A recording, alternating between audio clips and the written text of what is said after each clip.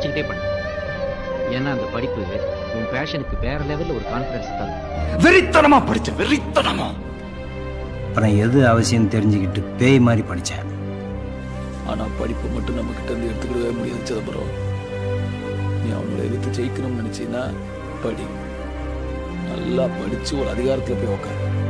Okay, Sivasamy பார்த்துருப்பீங்க, டோனியோடைய அப்பாவுடைய motivation பார்த்துருப்பீங்க, விஜய் ஓகே மெர்சல் படத்தில் விஜயோடைய மெர்சல் இல்லை ஓகேங்களா, அது அந்த அரசியல் சம்மந்த ஒரு படம் வரும். எஸ், விஜயோடைய மோட்டிவேஷன் பார்த்துருப்பீங்க ஓகேங்களா. அதுக்கப்புறம் வந்து பார்த்தீங்கன்னா சிவசாமியை திருப்பி லாஸ்ட் பேசுவார் ஓகேங்களா. இப்போ இந்த வீடியோ பேசுறதுக்கு முன்னாடி அந்த வீடியோ நான் எதுக்கு உங்களுக்கு அந்த வீடியோவில் வந்து நான் ஆட் பண்ணேன் அப்படின்னு பார்த்தீங்கன்னா ஒரு மோட்டிவேஷன் தான் ஓகேங்களா.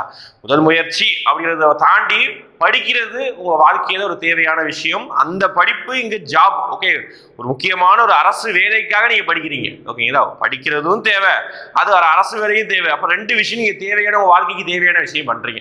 அப்போ தேவையான விஷயத்த நம்ம இப்போ புதுசாக படிக்க போகிறவங்க, நான் முதல் முயற்சியிலேயே வெற்றி பண்ணணும் ஓகேங்களா, டிஎன்பிசியோட தேர்வை நான் முதல் முயற்சியிலேயே வெற்றி பெறணும் அப்படின்னு நினைக்கிறவங்களுக்கான வீடியோ தான் இது சரிங்களா. ரைட், அப்போ முதல் முயற்சியிலே நான் வெற்றி பண்ணணும்னா என்னதான் பண்ணணும்? அதுக்கு முன்னாடி முதல் முயற்சியில வெற்றி பண்ண முடியுமா அப்படிங்கிற விஷயத்த நான் ஒரு 5 பாயிண்ட் 6 பாயிண்ட் நான் சொல்லிட்டு முதல் முயற்சியில் வெற்றி பெறுவதற்கான வழிகள்னு சொல்லிட்டு ஒரு ரூல் ஓகே 1 2 3 சொல்லிட்டு ஒரு 5 ரூலை வந்து நான் சொல்லிடுறேன். அந்த 5 ரூலை ஸ்ட்ரிக்டா ஃபாலோ பண்ணீங்கன்னா நீங்க முதல் முயற்சியில வெற்றி பெறலாம் ஓகேங்களா. அப்ப முதல் முயற்சியில வெற்றி பண்ண முடியாதா முடியுமா அப்படிங்கிற விஷயத்த நான் இப்போ ஒரு 5 பாயிண்ட் சொல்லிடுறேன் ஓகேங்களா. சொல்லியிருக்கிறதா எழுதி போட்டு முதல் முயற்சியில் வெற்றி கிட்ட வழிகள் ஓகே, வெற்றி பெறுவதற்கான வழிகளாக முதல் விடாமுயற்சி, கிட்டத்தட்ட எல்லாம் ஒண்ணுதான் ஓகே. இதை எப்பவுமே வந்து பார்த்தீங்கன்னா ஃபர்ஸ்ட் அட்டெம்ப்ட்ல செய்யக்கூடியது ஒரு வேகம் இருக்கும். அதுதான் நான் ஃபர்ஸ்ட் எழுதி போட்டுருக்கேன். ஃபர்ஸ்ட் அட்டெம்ப்ட்ல ஒரு வேகம் இருக்கும் எப்பவுமே. ஃபர்ஸ்ட் அட்டெம்ப்ட்னு இல்லை, நீங்க எந்த வேலை செய்யறதா இருந்தாலும் சரி, எந்த ஒரு விஷயம் முன்னெடுத்து செய்ய வேண்டிய விஷயமா இருந்தாலும் சரி, ஃபர்ஸ்ட் தடவை செய்யும் போது அதோடைய வேகம் ரொம்பவே அதிகமா இருக்கும் சரிங்களா. ஃபார் எக்ஸாம்பிள் நீங்க வச்சுக்கோங்களேன், இது என்னையாவது திடீர்னு ஸ்கூல் நேரத்துல திடீர்னு உங்களை ஒரு வாத்தியார் இருந்து இன்சல்ட் பண்ணியிருப்பாங்க, ஒரு டீச்சர் இன்சல்ட் பண்ணியிருப்பாங்கல்ல, 4 இருந்து காலையில எந்திரிச்சு படிக்கிறோம் ஓகே. 4 மணிக்கு முதல் நாள் 4 மணிக்கு எந்திரிச்சு சல்லுன்னு எந்திரிச்சிருவான். அதே மாதிரி நம்ம ஜாக்கிங் போகணும், எக்ஸசைஸ் பண்ணணும் ஓகே, எக்ஸசைஸ் பண்ணி நல்லா பாடி பில்டர் மாதிரி உடம்பை ஏற்றணும் அப்படின்னு நினைச்சிக்கும் போது ஃபர்ஸ்ட் நாள் பண்ணக்கூடிய எக்ஸசைஸோட வேகம் நமக்கு அதிகமா இருக்கும் ஓகே. இந்த மாதிரி எந்த செயலா இருந்தாலும் சரி ஓகேங்களா, எப்பவுமே ஒரு புதிய விஷயத்த முதல் தடவை செய்யும் போது அதோடைய வேகம் ரொம்ப அதிகமா இருக்கும். அதனாலதான் நான் சொல்றேன், அதாவது பர்சன்டேஜ் படி சென்சஸ் அடிப்படையில் என்ன ஒரு டேட்டா நம்ம கலெக்ட் பண்றோம் அப்படின்னு பாத்தீங்கன்னா, நிறைய பேர் வந்து டிஎன்பிசி தேர்வுகளில் அதாவது அப்ளை பண்றவங்க நிறைய பேர், சும்மா அப்ளை பண்ண பாதி பேர் இருப்பா, அப்பா பேச்சு கேட்டு அப்ளை பண்ண பாதி பேர் இருப்பான். அந்த படிக்கிறவங்கிற கேங் தான் கிட்டத்தட்ட அதுல மொத்த அப்ளை பண்ணவங்கள ஒரு 1% 2% தான் இருப்பாங்க. எப்பவுமே எல்லா தேர்வுகளையும் மொத்த அப்ளை பண்ணவங்கள 1% 2% தான் இந்த படிக்கிறவங்க கேங் இருப்பாங்க. அந்த படிக்கிறவங்க கேங்லையும் ஒரு கிட்டத்தட்ட ஒரு 40% to 60% பீப்புள் எதுல தான் இருப்பாங்க அப்படின்னு பார்த்தீங்கன்னா, ஆல்ரெடி அவங்க படிச்சவங்க, போன தடவை அட்டம் கொடுத்தவங்க, 2-3 வருஷமா படிச்சுட்டு இருக்கவங்க, அதுவும் டிஎன்பிசி அதிகமா இருக்கும் ஓகேங்களா. 2-3 வருஷமா படிச்சுக்கிட்டே இருப்பான், அவன் மாதிரி கிடையாது தான் இருப்பான். மீதி 40% ஆஃப் த பீப்புள், இதுல 100ல 1% தான் 40% ஆஃப் த பீப்புள் ஃபர்ஸ்ட் அட்டெம்ப்ட்ல படிச்சு எழுதுறவங்களா இருப்பான். அதுல அவங்களுடைய சக்சஸ் ரேட் எப்பவுமே அதிகமா இருக்கும் ஓகே. மற்ற பசங்களை விட ஃபர்ஸ்ட் அட்டெம்ப்ட்ல பாஸ் பண்ணி போறவங்களுடைய சக்சஸ் ரேட் அப்படின்னு சொல்லுவாங்கல்ல, அந்த தேர்ச்சி விகிதம் வந்து எப்பவுமே அதிகமா இருக்கும். ஏன்னா அவங்களுடைய வேகம் அதிகமா இருக்கும். அதுதான் சொல்றேன் ஓகே. ஃபர்ஸ்ட் அட்டெம்ப்ட்ல படிக்கணும்னு நினைக்கிறவங்க இந்த ரூலை ஃபாலோ பண்ணுங்க, உங்களுக்கு கண்டிப்பா முடியும். அதான் சொல்றேன், ஃபர்ஸ்ட் அட்டெம்ப்ட்ல எப்பவுமே தூங்கும் போது ஒரு வேகம் தனித்துவமா இருக்கும். 2வது பாயிண்ட் பாருங்க, ஐஏஎஸ் தேர்வு ஓகேவா. உலகத்திலேயே 2வது கடினமான தேர்வுனா நம்ம ஊரில் நடத்தக்கூடிய யூபிஎஸ்சி சிவில் சர்வீஸ் தேர்வு உலகத்திலே 2வது கடினமான தேர்வு. இந்தியாவிலே மிக கடினமான தேர்வுனா நம்மளுடைய யூபிஎஸ்சி சிவில் சர்வீஸ் ஐஏஎஸ் தேர்வு. அந்த கடினமான தேர்வையே முதல் அட்டெம்ப்ட்லயே ஒருத்தர் கிளியர் பண்றான் ஓகே. இங்கேயும் இருந்து தமிழ்நாட்டில இருந்து கிளியர் பண்ணிருக்காங்க, ஆந்திரால இருந்து கிளியர் பண்ணிருக்காங்க, நார்த் இந்தியாவில இருந்து கூட கிளியர் பண்ணிருக்காங்க. அப்போ ஐஏஎஸ் தேர்வையே முதல் அட்டெம்ப்ட்ல எவ்வளவு சிலபஸ் யோசிச்சு பாருங்க ஓகேங்களா. ப்ரிலிம்ஸ் இருக்கு, மெயின்ஸ் இருக்கு ஓகேங்களா, அதுக்கப்புறம் இன்டர்வியூ இருக்குது. ப்ரிலிம்ஸ் 2 பேப்பர், அது 1008 சப்ஜெக்ட், மெயின்ஸ் கிட்டத்தட்ட 9 to 11 பேப்பர் ஓகே. எல்லாம் சேர்த்து 11 பேப்பர், ஒவ்வொன்றுத்துலயும் 2-3 சப்ஜெக்ட் ஓகே. எவ்வளவு படிக்க வேண்டியது இருக்கும், நாளைக்கு எவ்வளவு நாலேஜ் இருக்கணும், எவ்வளவு வைடா அவன் திங்க் பண்ண வேண்டியது இருக்கும், கம்யூனிகேஷன் ஸ்கில் எவ்வளவு வேணும் ஓகேங்களா. அப்போ அந்த தேர்வையே ஒருத்தனால முதல் அட்டெம்ப்ட்லயே கிளியர் பண்ண முடியுதுன்னா ஒரு 10th குவாலிஃபிகேஷன் ஒரே எக்ஸாம் குரூப் 4 ஓகேங்களா, ஒரே எக்ஸாம் தான், ஒரு 10 யூனிட் கொடுத்துருக்காங்க அவ்வளவுதான், எக்ஸ்ட்ரா தமிழ் இருக்கு அவ்வளவுதான். இதை நம்மளால தெரிஞ்சுக்க முடியாதா? தமிழ் சின்ன வயசுல இருந்து நம்ம தமிழ் படிச்சிருப்போம். ஆனா யூபிஎஸ்சி சின்ன வயசுல இருந்தே படிச்சது கேட்கறாங்களா? கிடையாது. ஓகே, காலேஜ்ல படிக்க வேண்டியது நம்ம சொசைட்டில இருக்கக்கூடிய எல்லா விஷயமும் கேட்கறாங்க. ஆனா இங்க நம்ம சின்ன வயசுல இருந்தே படிச்சிருக்கோம். சிலப்பதிகாரம், திருக்குறள், அது இதுன்னு சொல்லி சின்ன வயசுல இருந்து படிச்சுதான் திருப்பி கேட்கறாங்க. அப்போ கடினமான தேர்வையே ஃபர்ஸ்ட் அட்டெம்ப்ட்ல கிளியர் பண்ண முடியுதுன்னா குரூப் 4 குரூப் 2 கம்பல்சரி நம்மளால ஃபர்ஸ்ட் அட்டெம்ப்ட்ல கிளியர் பண்ண முடியும். இது ஒரு வாக்கியமா எடுத்துக்கோங்க. அடுத்து ஃபர்ஸ்ட் அட்டெம்ப்ட்ல கிளியர் பண்ணுவதற்கு ஃபர்ஸ்ட் என்ன பண்ணணும் அப்படின்னு பாத்தீங்கன்னா ஸ்கோரிங். அந்த ஸ்கோரிங்லயும் நிறைய விஷயங்கள் இருக்கு. ஃபார் எக்ஸாம்பிள் பாருங்க, தமிழ்ல ஸ்கோர் பண்ண வேண்டியது 90+.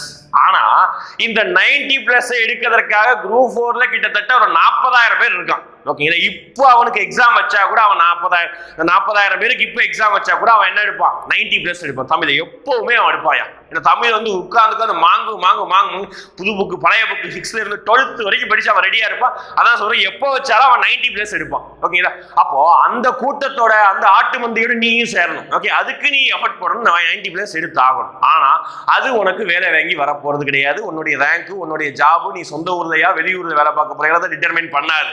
அடுத்து எடுக்க போற GS score, max score. Okay, GS score சொல்ற முன்னாடி மேக்ஸ் ஸ்கோர் சொல்லிடுறேன். ஓகே, மேக்ஸ் ஸ்கோரை பொறுத்த வரைக்கும் மேக்ஸிமம் இந்த டாப்பர்ஸ் எல்லாருமே 23, 24, 25 இந்த 3 ரேங்க், அந்த 3 ஸ்கோர்க்குள்ள எடுத்துருவாங்க. சரிங்களா, அதே மாதிரி நம்மளும் எடுக்கணும், ஞாபகம் வச்சுக்கோங்க. 23, 24, 25 இந்த 3 ஸ்கோரை கண்டிப்பா எடுத்துருவாங்க டாப்பர்ஸ். ஓகே, முதல்ல 200, 300 ரேங்க் இருக்கிறவங்க அதை நம்ம எய்ம் பண்ணணும்.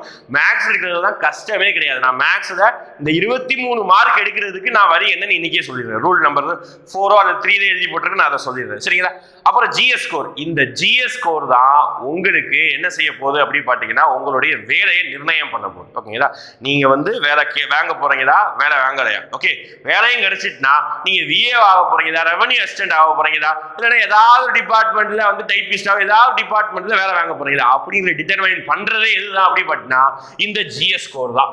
ஓகேங்களா, அதான் சொல்லிட்டேன். இது எல்லாமே எடுத்துருவான். ஆட்டு மந்தி நிறைய பேர் இருக்காங்க, எவ்வளவு பேர் எடுத்துருவாங்க. அதோட நம்ம சேர்ந்தா ஆகணும், வேற வழி கிடையாது. ஆனா இதுல எடுப்பதற்கு தான் நமக்கு பெரிய கேம். அப்ப இதுல எவ்வளவு சார் இருக்கு எடுக்கணும்? இதுல 25 இருக்குது. கிட்டத்தட்ட பாத்தீங்கன்னா ஒரு 55+ நம்ம எடுக்கணும். ஓகேங்களா, 55+ நம்ம எடுத்தே ஆகணும். அப்ப எய்ம் ஹை. ஓகே, கொஞ்சம் அதிகமாக தான் வச்சிருக்கேன். மொத்தம் இருக்கக்கூடியது 75 இருந்தாலும் ஒரு 55 வச்சிருக்கேன். சரிங்களா, 55+ எய்ம் பண்ணிக்கோங்க. மொத்தமா கிட்டத்தட்ட பாத்துக்கிட்டீங்கன்னா ஒரு 170 கிட்ட வந்துடும். இது அடிக்கணும் நீங்க, அதுக்கு ஒரே வழி அடிச்சிருக்காங்க. ஓகே, இது இவ்வளவு ஸ்கோர் இதுக்கு முன்னாடி எடுத்ததே இல்லை கிடையாது, எடுத்திருக்கிறாங்க. அதனாலதான் திருப்பி நான் உங்களுக்கு சொல்றேன், உங்களால எடுக்க முடியும். அதனால அதை நோக்கி நீங்க ஓடணும். அடுத்து பாத்தீங்கன்னா இந்த எக்ஸாம் படிக்கும் போது இந்த டிஎன்பிசிங்கிற எக்ஸாம் வந்து ஒரு லாங் ப்ராசஸ், கண்டினியூஸா நடந்துகிட்டே இருக்கும். குரூப் 4ஓட நிற்க மாட்டீங்க, அடுத்து குரூப் 2 படிப்பீங்க. குரூப் 2 பாஸ் பண்ணிட்டீங்கன்னா குரூப் 1 படிப்பீங்க. ஓகே, உங்க டிபார்ட்மெண்ட்ல எக்ஸாம் வைப்பாங்க, அங்கேயும் நீங்க போய் நாலேஜ் எடுத்துருக்கா படிச்சுட்டே இருப்பீங்க. கண்டிப்பா நீங்க குரூப் 4 குரூப் 2 ஆயிட்டீங்கன்னா எங்கேயாவது அகாடமி திருப்பி போய் டீச் பண்ணுவீங்க. ஓகே, அப்போ உங்க நாலேஜ் வந்து தொடர்ந்து வந்து நீங்க கெயின் பண்ணிட்டே இருப்பீங்க. அப்போ இந்த ஹோல் ப்ராசஸ்லயும் சரி, உங்க லைஃப்லயும் சரி, எப்பவுமே பாசிட்டிவிட்டி சுத்தி இருக்கணும். ஓகேங்களா, எப்பவுமே உங்களை சுத்தி ஒரு பாசிட்டிவ் தாட் மட்டும்தான் இருக்குன்னு தவிர நெகட்டிவ் தாட் இருக்கக்கூடாது. நான் நம்மளால பாஸ் பண்ண முடியாது, ஐயோ ஓகேங்களா அவங்களால முடியாது, அவன் இத்தனை வருஷம் படிச்சானே, அதெல்லாம் யோசிக்காத. ஆல்ரெடி ஒரு அட்டம்ப்ட்ல படிச்சு போனவன மட்டும் பாரு. ஓகே, பாசிட்டிவ் பாரு, நெகட்டிவ் பார்க்காது. Okay, positivity. அதுக்கப்புறம் முக்கியமான ரூல், நம்ம பசங்களுக்கு ஒரு முக்கியமான ரூல் சொல்ல விரும்புறேன்.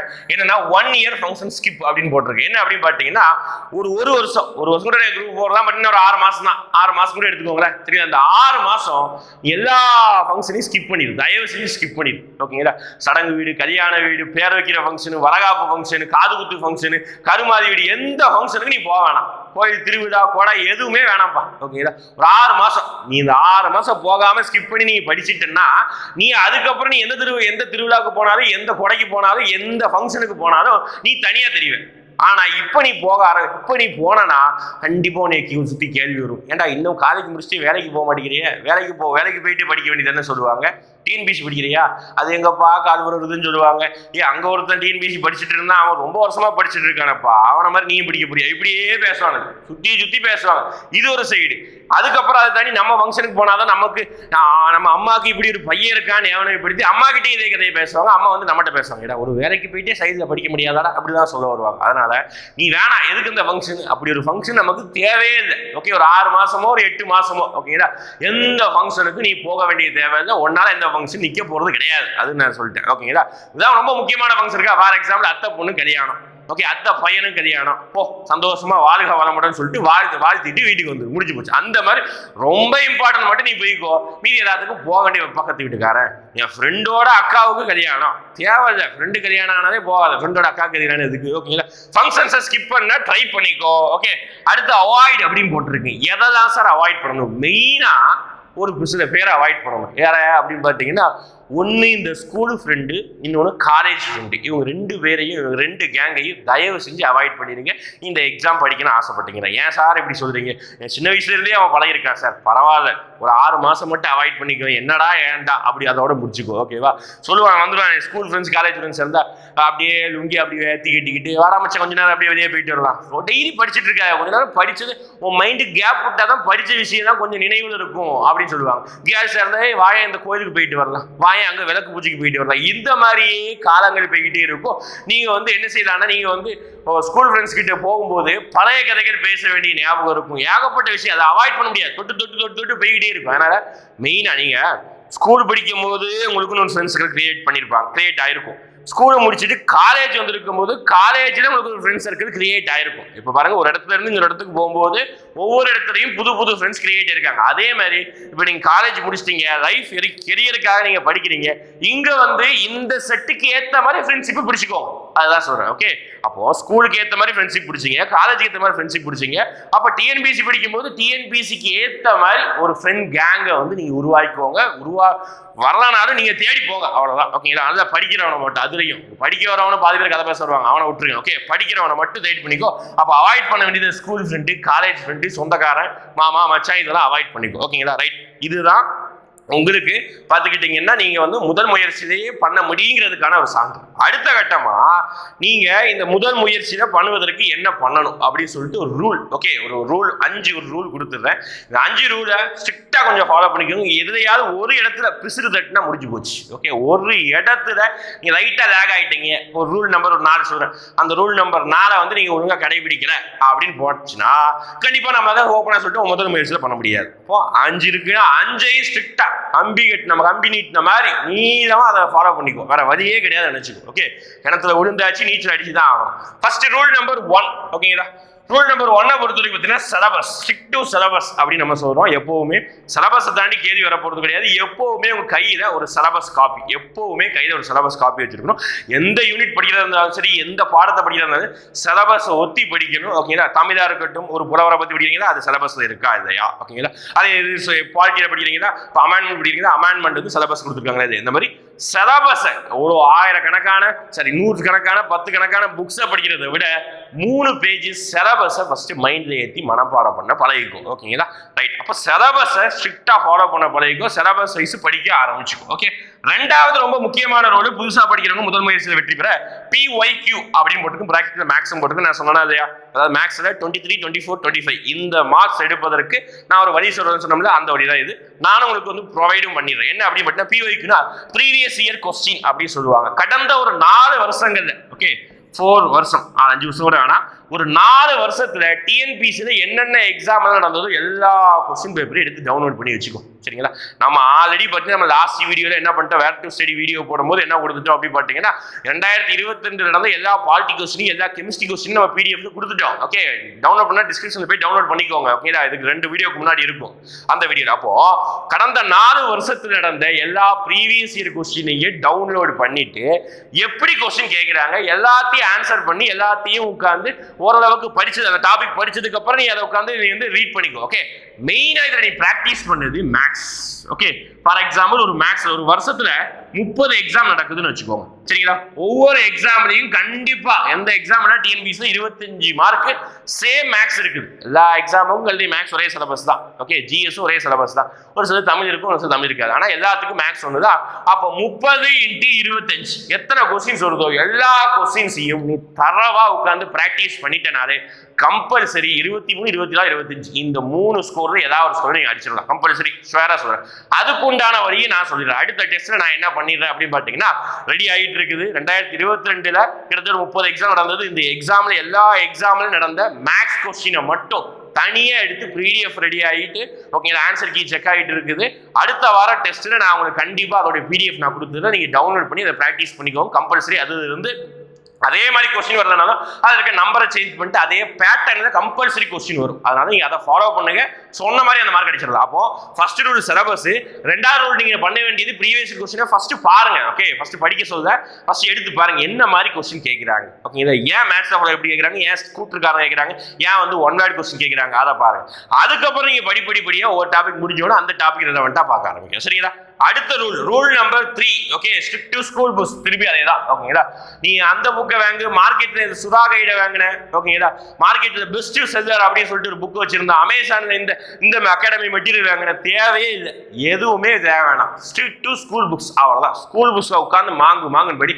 ஆன்லைன்ல ஸ்கூல் புக்ஸ் அவைலபிளா இருக்குது. ஓகேங்களா, பக்கத்து வீட்டு படிக்கிற பையன்ட்ட வாங்கிக்கோ. ஸ்கூல்ல போய் கூட கேளு, நீ படிச்ச ஸ்கூல்ல போய் கூட ஹெட் மாஸ்டர்கிட்ட கேளு. அவங்க கூட கண்டிப்பா படிக்கிறதா இருந்தா கண்டிப்பா ஹெல்ப் பண்ணுவாங்க. ஹெல்ப் பண்ணாம நீ எத்தனையோ ஹெட் மாஸ்டர் திட்டிருக்கலாம், ஆனா படிக்கிறேன்னு சொன்னா கண்டிப்பா உனக்கு கொடுப்பாங்க. ஓகே, ஸ்கூல் புக்கை வாங்காம தயவு செஞ்சு வாங்கிட்டு பழைய புக்கு முடிஞ்சா வாங்கிக்கோ.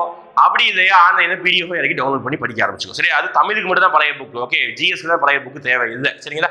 புக்கு எத்தனை வரைக்கும் சார் அப்படின்னா 6 to 10th வரைக்கும் ஸ்ட்ரிக்டா போதும். ஓகே, 6 to 10th வரைக்கும் போதும். ஒரு சில இடத்துல 11th 12th தேவைப்படும். ஓகே, ஒரு சில for example history, polity, economics மட்டும் 11th 12th போதும். சயின்ஸ் தான் ரொம்ப தேவையில்லை, ஜியோகிராஃபி தேவையில்லை. சரிங்களா? ரைட். அடுத்த ரூல் நம்பர் 4 வந்து டிஸ்கஷன். சும்மா உட்காந்து படிக்கிறத விட நான் சொல்லிட்டேன், டிஸ்கஷன் பண்ணு. அதை உட்காந்துக்கிட்டு போய் உன் காலேஜ் பண்ணிட்டு உன் ஸ்கூல் ஃப்ரெண்ட் போய் டிஸ்கஸ் பண்ணாத. சரிங்களா?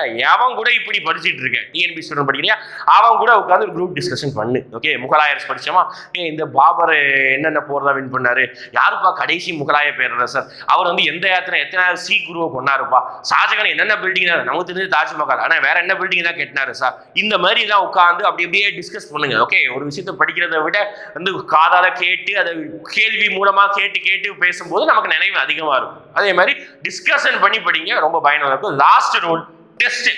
சும்மா வெறும் முனையா படிக்கிறது மட்டும் யாருக்குமே கை கொடுக்காது. திருப்பியும் சொல்லிட்டேன், வெறும் படிக்கிறது மட்டும் படிப்பது மட்டும் யாருக்கும் கை கொடுக்காது. நான் 100 அடி சொல்றேன்.